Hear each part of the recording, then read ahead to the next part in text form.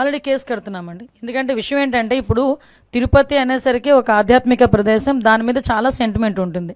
తిరుపతిలోని ఎక్కడైనా ఏదైనా చిన్నది అంటే మాంసాహారం ఎక్కడ దొరికినా, ఒక సిగరెట్ దొరికినా, లేకపోతే ఏదైనా మద్యపానానికి సంబంధించిన అంశాలు ఏమైనా దొరికినా కూడా భక్తుల మనోభావాలు దెబ్బతినే పరిస్థితులు ఉంటాయి.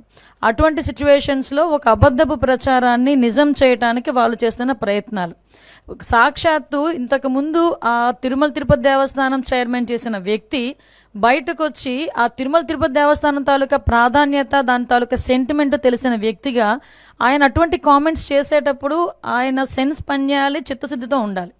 ఎందుకంటే ఇది దేవుడితో కూడుకున్న వ్యవహారం, దేవుడికి సంబంధించిన వ్యవహారం. ఇప్పుడు ఏదో మత సంబంధించిన ఘర్షణలు తీసుకురావాలి, ఎక్కడో law and order issues create అవ్వాలి కాబట్టి ఈ రకంగా మనం చేయటం. ఇంతకుముందు మీకు తెలుసు ఒక పింక్ డైమండ్ అని చెప్పి ఒక రకమైన దుష్ప్రచారం చేశారు. అరే అసలు పింక్ డైమండే లేదు అని చెప్పి ఆర్కియాలజీ డిపార్ట్మెంట్ వాళ్ళు కూడా బయటకు వచ్చి చెప్పే పరిస్థితి వచ్చింది.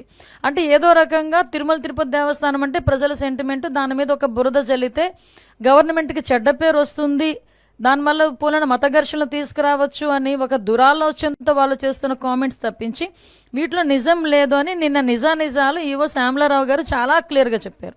ఎంత దౌర్భాగ్యం అంటే అక్కడ ఈవెన్ ఆ గోశాలకి 2023 నుంచి విజిలెన్స్ అధికారులని కూడా లోపలికి రానివ్వని పరిస్థితి, అంటే లోపల ఏం జరుగుతుందో కూడా తెలియని పరిస్థితి.